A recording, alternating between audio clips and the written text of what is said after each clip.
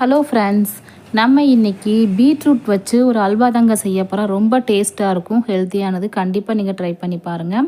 வாங்க இதை எப்படி செய்கிறதுன்ட்டு பார்க்கலாம். ஃபஸ்ட்டு ஒரு மிக்ஸி ஜார் எடுத்துக்கலாங்க. நான் பெரிய பீட்ரூட்டாக ஒரு பீட்ரூட் எடுத்திருக்கேன். சின்ன பீட்ரூட்டாக இருந்தால் நீங்கள் ஒரு 3 பீட்ரூட் எடுத்துக்கோங்க. இது வந்து தோலெல்லாம் சீவிட்டு நான் பொடியாக கட் பண்ணி வச்சுருக்கேன். இப்போ இதை மிக்ஸி ஜாரில் சேர்த்துக்கலாங்க. சேர்த்துட்டு கொஞ்சமாக தண்ணி ஊற்றிட்டு நல்லா நைஸாக அரைச்சிட்டு வந்துடலாம்.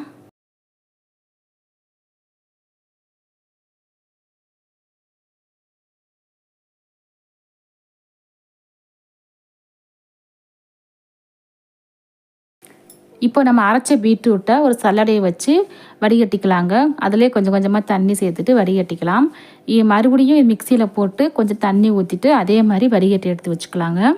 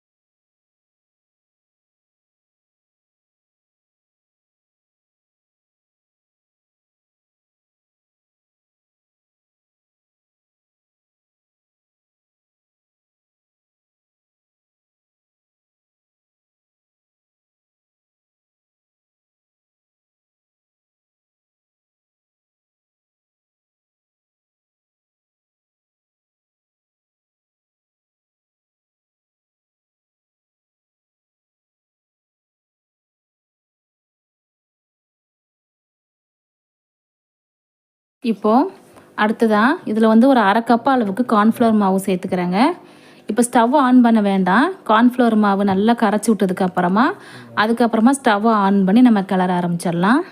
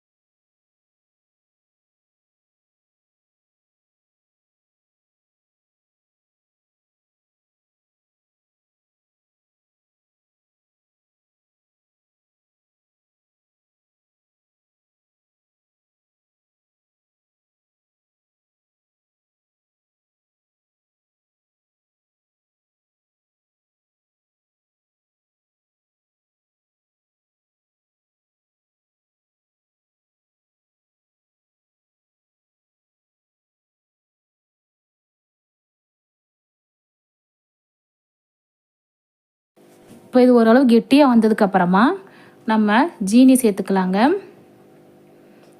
நான் வந்து இதில் ஒரு 2 கப் அளவுக்கு ஜீனி சேர்த்துக்கிறேங்க. உங்களுக்கு இனிப்புக்கு தகுந்த மாதிரி நீங்கள் கூட்டியோ குறைச்சோ போட்டுக்கலாம். சேர்த்துட்டு இப்போ நல்லா கிளறி விடலாம். இதில் சுத்தமாக நெய் நான் துளி கூட நெய் சேர்க்கவே இல்லைங்க. ஆயில் மட்டும் இருந்தால் போதும். நல்லா சுவையான அல்வா செஞ்சிடலாம். இப்போ நல்லா அதை கிளறிக்கிட்டே இருக்கலாம்.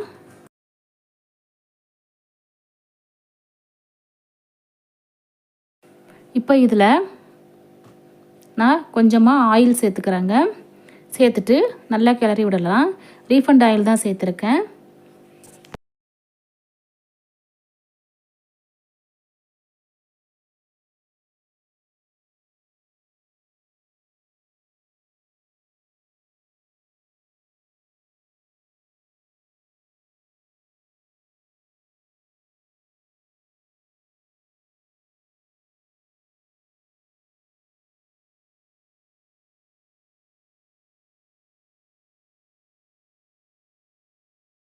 அடுத்ததாக உடச்சி வச்ச முந்திரி பருப்பை இதில் சேர்த்துக்கலாங்க.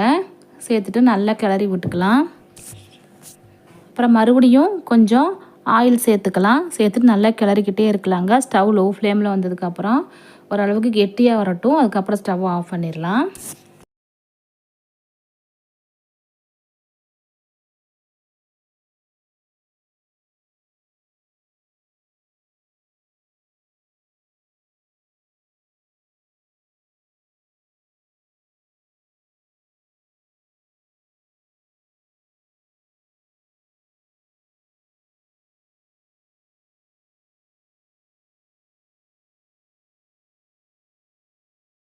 இப்போ பாருங்கள், இந்தளவுக்கு இருந்தால் போதுங்க.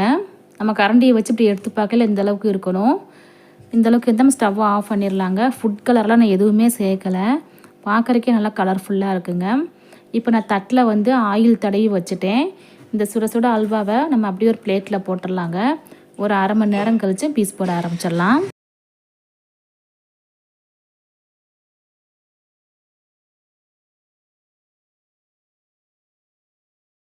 அல்வா வந்து நான் அப்படியே சுட சுட சாப்பிட்டாலும் சாப்பிட்டுக்கலாம். இல்லைன்னா ஆற வச்சு பீஸ் போட்டு கூட சாப்பிட்டுக்கலாங்க. ரொம்ப நல்லாயிருக்கும். இப்போ ஒரு பிளேட்டுக்கு மாற்றிட்டு அப்படியே நம்ம கவுத்து விட்டுறலாம். அதுக்கப்புறமா நம்ம கீரல் போட ஆரம்பிச்சிடலாம்.